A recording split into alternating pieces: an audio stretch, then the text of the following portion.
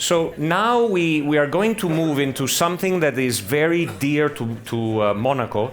We're going to talk a little bit about yachting, about ports, but why all of this is so different and relevant. And remember, the aim of today is to expose you to top people from top industries, very diverse, so it helps the dialogue move. So to start, I would like to invite on stage Bernard D'Alessandri. Please join me.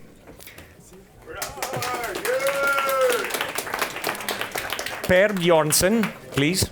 Grab a seat here. Here, yeah. And Aleco Keusseoglou. Please grab a seat. So I am tasked to make a small introduction for our esteemed panelists, if only because if I gave you the full version, we'd probably be having dinner by the time I'm done. So I will start with Bernard. Bernard is an incredible salesman. He also happens to be the CEO and General Secretary of the Yacht Club of Monaco, which is a global leader in sailing, luxury yachting, maritime innovation. He has 50 years of experience. He has elevated Monaco's reputation through iconic events such as the Monaco Classic Week and Monaco Energy Boat Challenge, which we will discuss. Now, on a personal note, I have tremendous respect for Bernard, and I'll tell him now in public because I usually am very shy to tell him. Way back, I had the pleasure of sailing with him at Cowes Week in the UK. He was our captain. So I think I probably had, if not the most important, probably the second most important job on the boat, which was to stay out of his way. Because the guy was so amazing at how he captained, and it comes as no surprise that, guess what, we won. So I still remember, and thank you for that experience. It's close to my heart, and I tell all my friends because nobody thought I could sail. The reality is you did all the work. Now, if I go to Per is understated.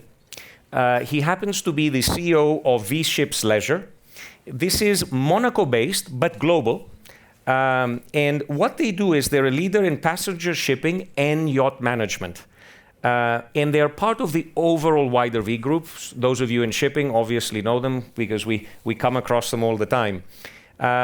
So the good thing about what Per does is he brings all this cross expertise and brings a lot of learnings into luxury, and we'll talk a lot about that as well. And then my dear friend Aleco Keusseoglou, whom I've told it's a real pleasure. We've known each other for years, but we've never really had the pleasure of having such a great discussion and a great panel together. Aleco is the chairman and co-founder of 2PM Monaco and executive chairman of Société d'Exploitation des Ports de Monaco. That's a great word, great sounding title, but what he really has done is taken Monaco ports and expanded them from issues as to how to run the ports in Monaco, global expansion, and he's really thinking outside the box. And Monaco is really, really honored and to have you in that role. So let me start. There's a lot I want to cover, and just so you know, if you have questions, what would help me immensely is if you, after 5 minutes, come and sit there so I can see you and recognize you. Because here we are having a conversation and a dialogue.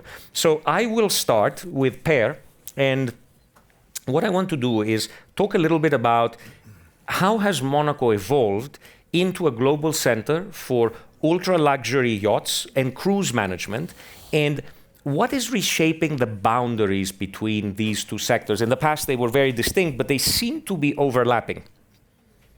Yes, first of all, I'm very honored to be here on this panel. So, living in Monaco for 29 years.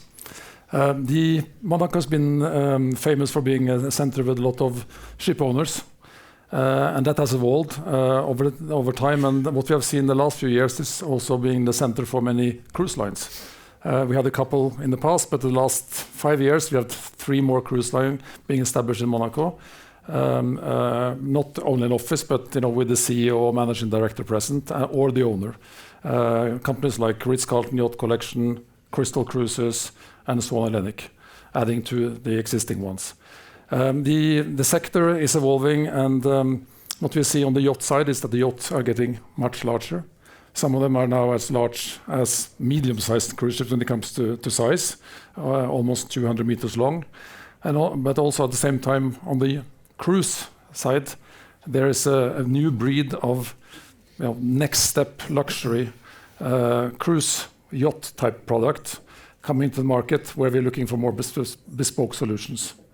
And I think that's an opportunity for Monaco, and we can see the good example of that is the latest project of Accor, Orient Express. They're building a 220-meter sailing yacht, which will be delivered in April.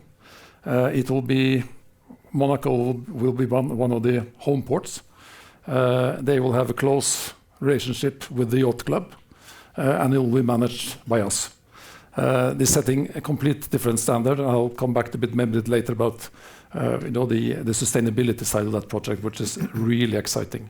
So a lot of things are happening. Monaco has become an eco-center, not only for shipping, for yachting, but also the intersection between those. Thank you. And Aleco, let me come to you next. Why did the ports of Monaco expand and acquire the port of Cala del Forte in Ventimiglia, Italy? Well, to tell you the truth, this expansion of success in the ports of Monaco was really, I just want to make a little brief history of it because it's very important. When Prince Rainier, in his really forward thinking, decided to build a floating jetty, the main purpose of the jetty was to really protect the port from the main easterly wind. The collateral damage of the jetty was that we could accept cruise ships, which we had a quite good success in the past. In doing that, knowing that the port would now be protected, Prince Rainier decided to form the SEPM, which is an independent company with its own board, but it's 100% owned by the state. It's 100% owned by the government, and to manage the ports in a more dynamic and commercial way.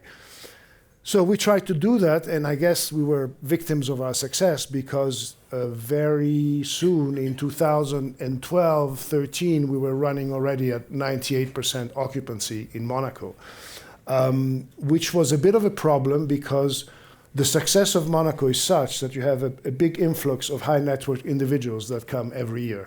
And inevitably, 1 in 4 have a yacht, and most times a large yacht.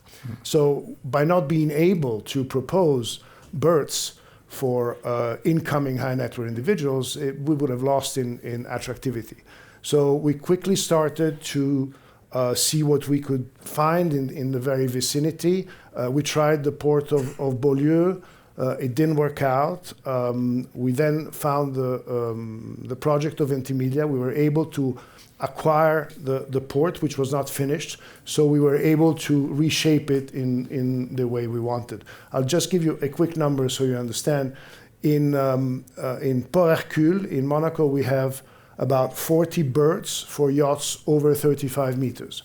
On those 40 berths, we juggle every year 160 yachts, which all belong to Monaco residents. I'm not talking about yachts coming from Saint-Tropez or from Cannes to spend a few days in Monaco. So it's a big task.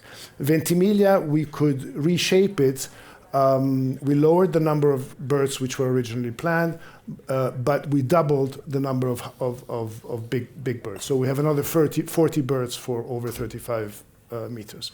So it was, I can say now that Ventimiglia is a great success. It's completely full. And we are looking now at other expansions outside of Monaco just to be able to keep that capacity.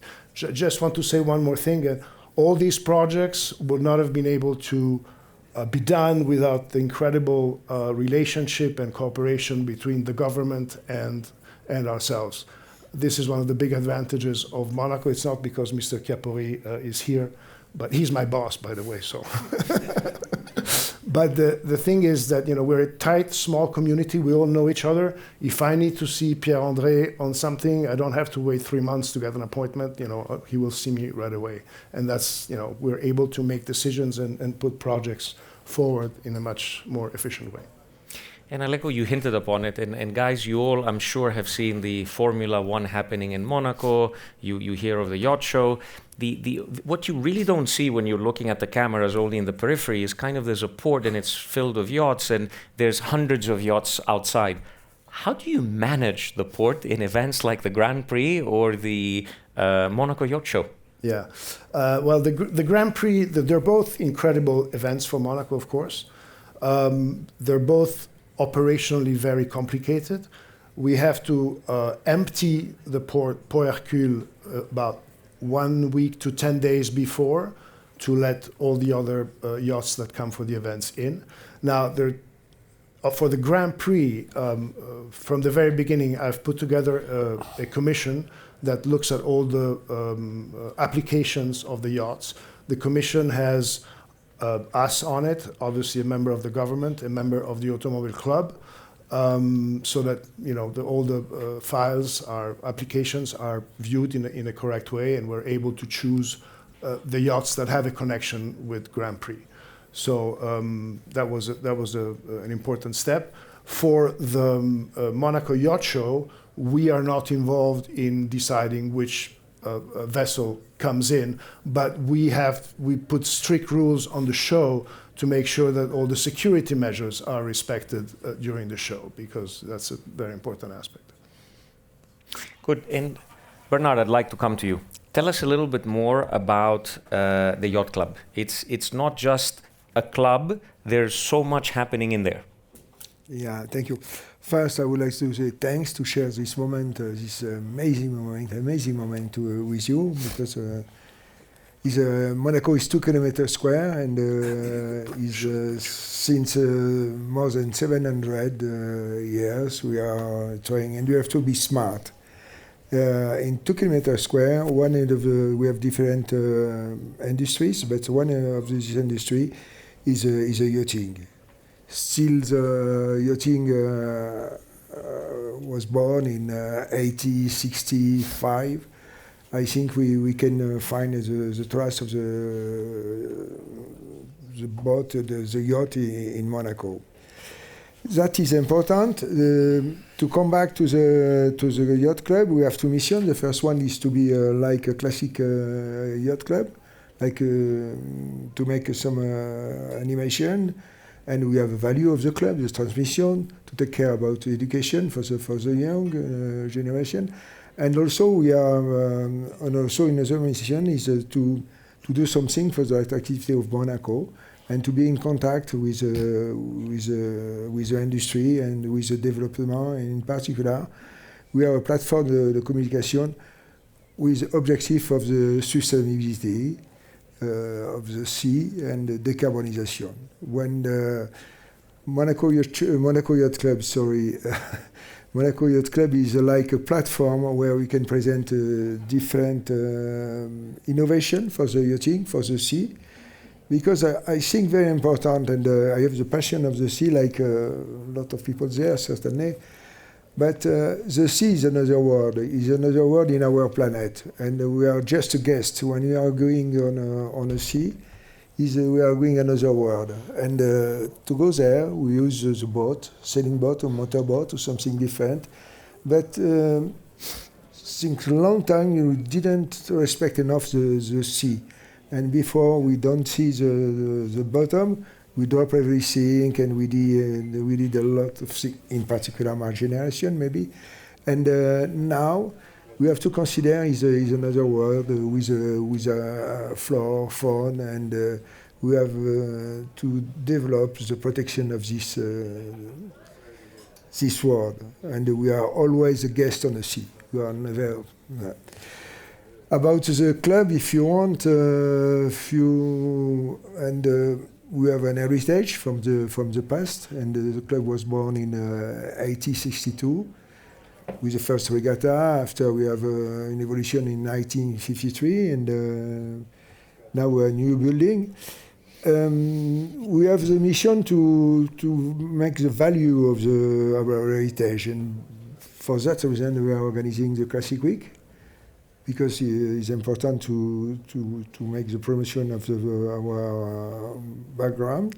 And another side, we organize every year, every week in July, we invite around more than 600 students from everywhere in the world to make a race without CO2. And it's an open source, and that is very, very important, because like this, the club, Monaco, the industry, and the people are in connection together. It's a quite unique position where you can have the young generation, the industry, and the people, they can buy the owner, they can decide to buy a yacht. That is quite unique. And Monaco Yacht Show, of course, is a big event for us. And we are working all the time together to make the promotion of Monaco. What we can do, addition, I don't know. Okay, we'll come back, but just to say to all of you, we were having the discussion with Jack Hiddery as he was leaving, and he did say that coming to the yacht club is his favorite place in Monaco. So you're doing something right, and for all those of you who haven't been, it is a must-see. So find a member, come visit it. To me, it's truly a unique experience, and we're very spoiled because we take it for granted. Per, let me come back to you. Talent. You know, everybody I'm sure you've been around. Davos talks about AI, what is happening, humanoid robots. But what I love about the luxury yacht industry is it's very human-based. There's that human touch. And you need talent. And Monaco benefits from basically being a cluster where you get a lot of talent and expertise. What are some of the lessons that other hubs can learn from how Monaco manages that? Yeah, first of all, I mean, in Monaco, it's true that we have a very stable roster of talent, and we can see it in looking at our organization. People come and they stay. Or they might, if they leave, they go to one of our competitor or colleagues, and they stay within Monaco. So they feel that they live in a place and work in a place which is safe, where their family can have a good life. I think that is one of the core values. But then we're looking at renewing the talent pool. Just an example, we have about 75 people in Monaco, which is quite a big organization for Monaco. Monaco is in the middle of the axis between Marseille and Genoa, where we have a lot of maritime talent. So that is typically where we recruit, and people are delighted to come to work in Monaco. So then we're looking at more international talent. Again, back to the quality of life, the standard of living, the safety and the system around. So it's not difficult, I can say, to recruit people to come to Monaco. And the question is, how can we? Obviously, it's not in an expensive location. How we do it as a global organization. So we operate ships typically on a digital platform, and we can give support, and we can put people in the front line, close to the customers. Many of our customers are in Monaco, and then we can support through this platform from other locations. So making it very flexible from where we provide the service, but also when the team is traveling, which typically we do. The other element is Monaco. Our clients, the ships typically also call port. The port is focusing more on medium-sized and luxury. And there's a great opportunity for the staff to interact with the seagoing staff without traveling, and they can actually go on board the ship when it's in the port of Monaco or in the region. Thank you, Per. And Bernard, let me come back to you before I come to you, Aleco, because I, as you guys speak, there are so many questions in my head. Let's talk and move a little bit to the commitment to sustainability. From little things, I remember the change of straws, the non-use of plastic. Monaco has a role and is a catalyst of solutions. It really believes in that sustainability. Tell us a little bit more about the Yacht Club's strong engagement on these issues. Yeah, I think the yachting like we are using today, you have to move because it's impossible to make for... The yachting is a part of the tourism. And today the tourism is moving also to the sustainability. Everywhere, every hotel, every camping, every one. And the yachting is the same thing. It's a completely part of a niche of the tourism, but it is a tourism. And you have to think differently, and you have to start. And we we start a few years ago to make a reflection and to invite the people to have a solution for the decarbonization of the yachts. That is quite important. We have these events with a young student from everywhere, from China, America, and many, many different countries, India. And, I'm sure that is our role, the Yacht Club is a platform for the presentation of the new solution for the decarbonization and to use the boat differently. If you want to continue to use the boat, we have to use differently, certainly, because and in particular, these few years, we have saw the size of the boat is amazing, and why not? But if you have amazing boats, you can have an amazing idea about the decarbonization also. And Aleco, thank you for that. Let me come to you. You operate ports. Ports are known as a perhaps area of increased pollution. What measures are you taking, Aleco? And I know you're doing a lot to be environmentally friendly. Yeah, we take a lot of measures. First of all, as you know, Prince Albert is a big defendant of the environment around the world, and he traces the guidelines for us, all of us who live in Monaco and work in Monaco, to try to do the same. One of the biggest, the first challenge that we had was to make sure that all the yachts in the ports could be plugged into electricity so that they would not have to run on generators. It took us a little bit of time to do that, but again, in cooperation with the government, we managed to do that fairly quickly, and by 2010, all the yachts were plugged in. That's very important. When keeping on electricity, we have now electrified the floating jetty so that super yachts can now come during the winter and can be plugged. We have the first one this winter. And we are talking and we're making studies which are going to, I think, be successful very soon in electrifying the jetty for cruise ships.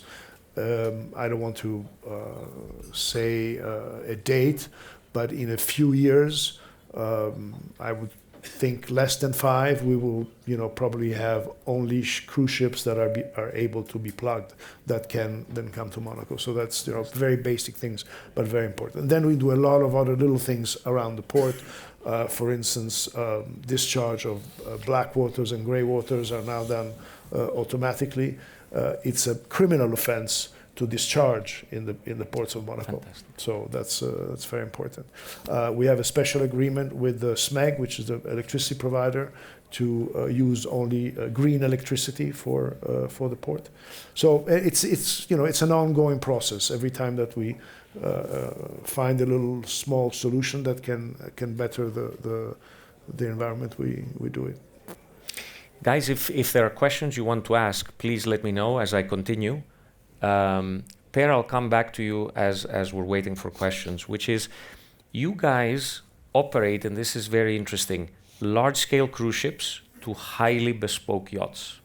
And you're able to transfer expertise between different almost sectors of an industry or even different industry. How do you do that? How are you able to do that? The lines are becoming blurred. It's true, and maybe what we are doing will not fit everybody. But we are, we launched last year, after doing this business for many years, a separate brand called V.Ships. But our model is that we will use the same type of project management skills, transparency, and professionalism, and apply it to yachts. That doesn't fit all the yacht owners, but those that fit, I think it's really a good fit. So the same, and people from the commercial world, where the owner can know that what he buys is bought at the best price in the market, and there is research behind, and then if something happens, there is a depth in the support they can get. That is a little bit what we try to do. That is so yes, it's in between the two. On the cruise side, these new ultra luxury, they need more bespoke services. So in particular in the area operating day to day is a ship in the bottom, but in the guest experience that will be more close to what you get on the yacht. That means how you go on board a tender, the use of the toys, and then the service, which will be a much more bespoke and personalized. So that is the kind of where we find it. So, yes. It's an art. It's an art. Bernard, I'll come to you, and then I'll close with Aleco. Monaco Energy Boat Challenge. What was the aim behind it? Oh, it's a long story. We start 12 years ago now, and we start with 2 solar boats. Just 2? 2 solar boats. And today we have we receive around more than 50 teams from everywhere in the world, and different universities. And also during this week we organize a seminar and we organize a different conference about the sustainability. It's wonderful for us because it's a way to be in contact with the young generation, with the future. And I'm sure between these young guys, we have a Professor Tournesol, but also we have some very good idea. And for the first time, we have the hydrogen boat, completely autonomous, because we made the hydrogen by the solar panel and with the wind, and we bring the hydrogen to the boat, and we made the course with that. That it was the first time, a few years ago now. And with SEPM company, she's a company in Monaco working in oils.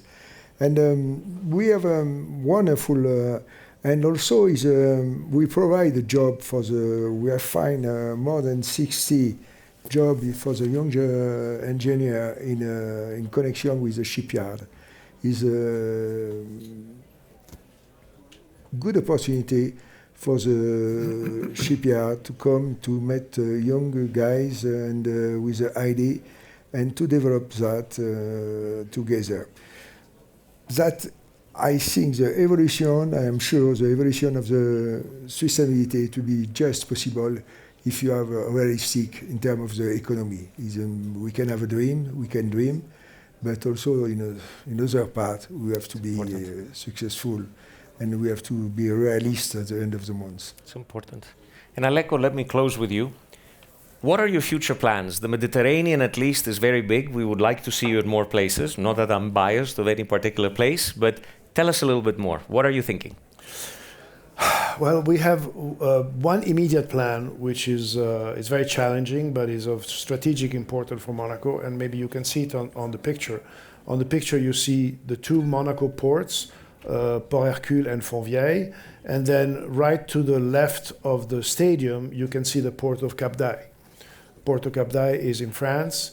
It's a concession that ends in 2027, so there will be an international tender which will be announced probably before the end of this year, and we will certainly participate in the tender. We've been working on it for the past 2.5 years. We've already invested a bit of money in studies and designs. We have a wonderful project for it. So we hope we have a good chance. I can say within this room that we have 2 major advantages.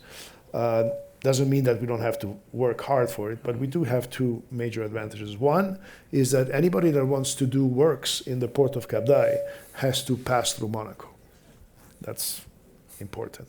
Second is that if we have to do works on the port and remodernize the port, we are practically the only one that can relocate the boats during the works, because we're able to relocate them between Hercule, Fontvieille, and Ventimiglia. So hopefully, we'll have a good news for our shareholder, and we will be able to win the tender of Cap d'Aille. That's a very concrete thing. We have been asked by many ports in the Mediterranean to give them counsel and advice. We've done that with a port in Greece, with the Marina of Astir-Vouliagmeni. We've had a 3-year contract where we helped them design the marina, and we wrote the operational procedures for them, and we audited them for 3 years, and that that was very well. And we are really looking at every other opportunity that makes sense from a strategic point of view for Monaco and from a marketing point of view for Monaco. So fantastic. Bernard, 20 seconds, last comment. Thank you for the word of the hand. We have in Monaco, it's a very small country, and just a few numbers. We have more than 200 companies working with yachting, just for the yachting. And the asset for the government, that is a number from the government, is more than, in 2023, it was more than 700 million. And in terms of the employment, is 1,300 people working permanently in Monaco. We have an ecosystem, and if you can have the Cap d'Aille, Port de Cap d'Aille, we can enlarge our ecosystem. And we certainly, we have a program, Monaco Capital Events of Yachting, and we would like to develop that with a cluster, with a different, and we are working very daily, working with the government, with the school also.